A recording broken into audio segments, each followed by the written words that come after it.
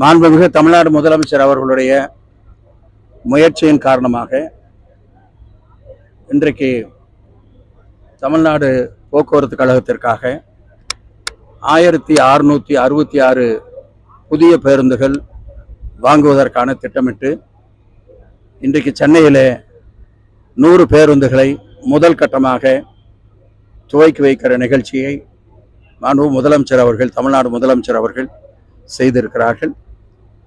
அதை தொடர்ந்து அந்த நிகழ்ச்சிக்கே கூட நம்முடைய ஈரோடுல இருந்து, அதாவது தமிழ்நாடு அரசு போக்குவரத்து கழகம் கோவை ஈரோடு மண்டலத்தில் இருந்து 10 பேருந்துகள் அனுப்பி வைக்கப்பட்டிருக்கிறது.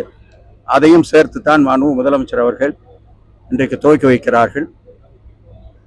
மொத்தமாக 18 புதிய பேருந்துகள் நம்முடைய மண்டலத்திற்காக வாங்குவதற்காக அனுமதி கொடுத்து, அதை இப்பொழுது ஏறத்தாழ 13 பேருந்துகள் இப்பொழுது வாங்கப்பட்டிருக்கிறது.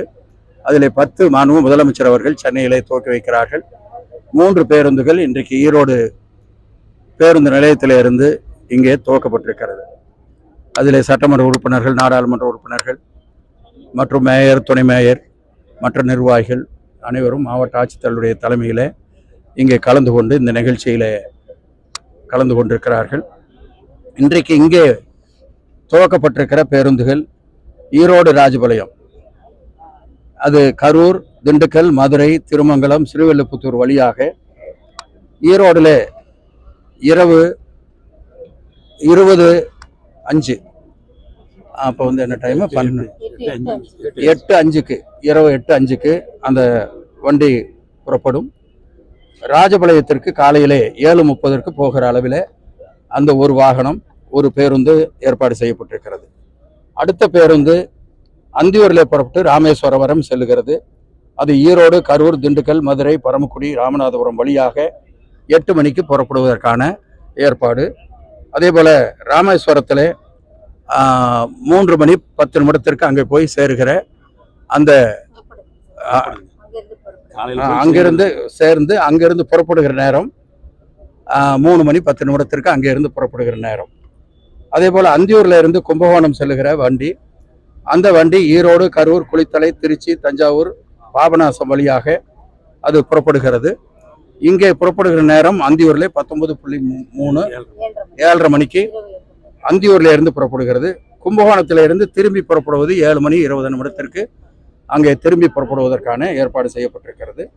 மொத்தமாக இந்த 18 பேருந்துகளுக்கும் மொத்தமே 6,87,00,000 ரூபாய் இதற்காக நிதி ஒதுக்கப்பட்டு அந்த 18 பேருந்துகள் இங்கே புதிதாக மாற்றுவதற்கான ஏற்பாடு செய்யப்பட்டிருக்கிறது. மொத்தம் இங்கே இருந்து நாம் கொடுத்திருக்கிற ப்ரொபோசல் 51 பேருந்துகள் கொடுக்க வேண்டும் என்று கொடுத்திருக்கிறார்கள். படிப்படியாக அது கொடுக்க இருக்கிறார்கள்.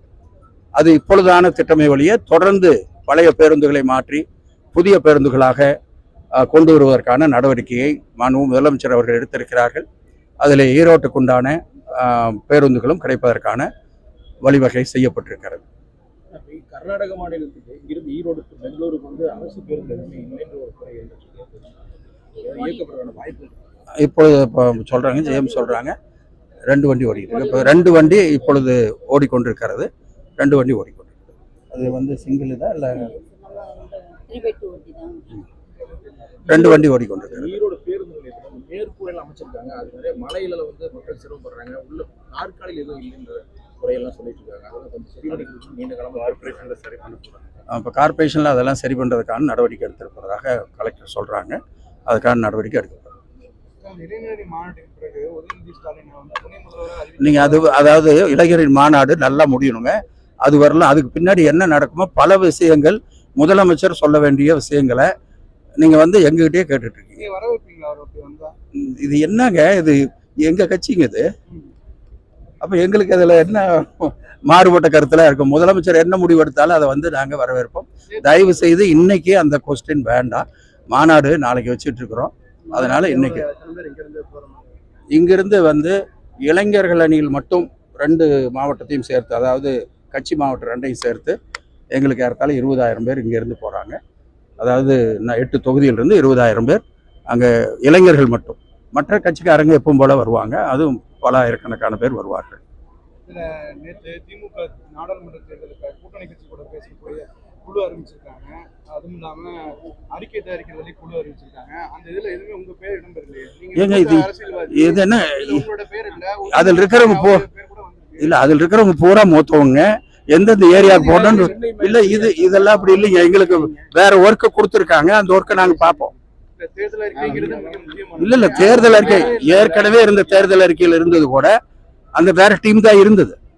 எங்களுக்கு அடிப்படையான வேலையை எங்ககிட்ட ஒப்படைச்சிருக்காங்க. அதுல ஒரு கேள்வியே கிடையாது. நாங்களே யோசிக்கல. இப்பதான் நீங்க ஞாபகப்படுத்தி விடுறீங்க. அதை அந்த மாதிரி இல்ல. ஒரு மிக மூத்த அரசியல்வாதி உங்களுக்கு அந்த வாய்ப்பு மறுக்கப்பட்டது அப்படின்னு எல்லாம் இல்லைங்க. அப்படியெல்லாம் இல்லைங்க. அதுல எவ்வளவு ஒர்க் லோட் இருக்குங்கிறத நீங்க பாருங்க. நாங்க கோயம்புத்தூர் பார்க்கணும், ஈரோடு பார்க்கணும், இத்தனையும் இருக்கு. அவங்க அதனால சென்னை ஒட்டி இருக்கிறவங்களே அதை வந்து பாக்குற மாதிரி ஒரு சூழ்நிலை செய்யப்பட்டிருக்கிறது. அதனால அது இல்ல. அப்புறம் ஒவ்வொரு மாவட்டமா வந்து அவங்க எங்ககிட்ட கேட்கறாங்க. என்னென்ன போன தடவை அப்படித்தான் நடந்தது. டிஆர் பாலன் தலைமையில போன தடவை வந்தாங்க, எங்ககிட்ட எல்லாம் கேட்டாங்க, நாங்க கொடுத்தோம். அதுல பல கோரிக்கைகள் ஏற்கப்பட்டு அதெல்லாம் தேர்தல் அறிக்கையில வந்தது. மாவட்டம் தூரம் சுற்றுப்பயணம் செஞ்சு எல்லா மாவட்டங்களையும் கேட்பாங்க, இல்லைன்னா கூப்பிடுவாங்க, நாங்க போய் பண்ணுவோம். இலவச பெண்களுக்கான பேருந்து அறிவிச்சிருந்தாங்க. பல கிராமப்புறங்களில் பேருந்து நிறுத்தப்பட்டு விட்டது குற்றம் சாட்டிட்டு. அதே போல இபிஎஸ் குற்றம் சாட்டுறாங்க. அது எந்த அளவுக்கு டவுன் பஸ்ல அந்த ரூட்டை வந்து இல்ல அவங்க ரெண்டு பேரும் வெவ்வேறு கட்சி இல்ல ஒரே கட்சி பேசி வச்சு பண்றாங்க. அது மாதிரிலாம் எதையும் நிறுத்தல. எல்லா பேருந்தும் ஓடிக்கிட்டு இருக்கு. அதே மாதிரி எங்காவது ஒரு இடத்துல பெண்களை ஏத்துறதுக்கு அங்க இருக்கிற நடத்துனரோ மற்றவங்களோ வந்து பிரச்சனையா இருக்காங்கன்னு கம்ப்ளைண்ட் வந்தா உடனே விசாரிக்கிறாங்க. அது பல இடத்துல உண்மை இல்லை. இல்ல பல இடத்துல அது உண்மை இல்லை. அவங்க வந்து கரெக்டா தான் எங்க வண்டி நிறுத்தணுமோ அங்க நிறுத்தி ஏத்திட்டு வராங்க. பஸ் எல்லாம் குறைக்கவே இல்லைங்க. இல்ல குறைக்கவே இல்லை. இல்ல அது மாநாடு திட்டமிட்டு இருக்கிறாங்க. அந்த திட்டமிட்டு அந்த ஒரு நாள்ல இது இளைஞரணி மாநாடு ஒரு நாள்ல முடிக்கணும்னு முடிச்சிருக்காங்க. மற்ற ஒர்க்கும் நிறைய இருக்கு. அதனால மாநாட்டை வந்து ஒரு நாள்ல முடிக்கணும்னு பண்றாங்க.